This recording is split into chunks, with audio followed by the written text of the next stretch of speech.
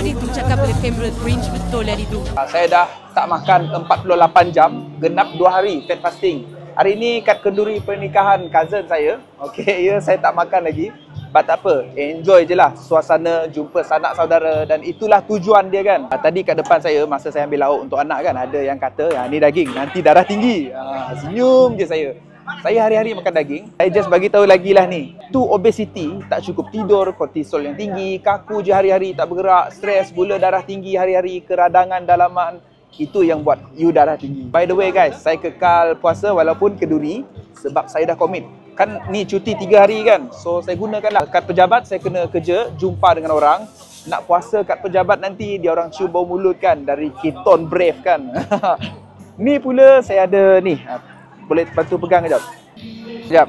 Ni pula saya ada garam laut. Okey, kekal hidrasi. Okey. Always cukupkan elektrolit masa fat fasting. Zero carb. 72 jam, ada lagi 24 jam. Okey, so let's go.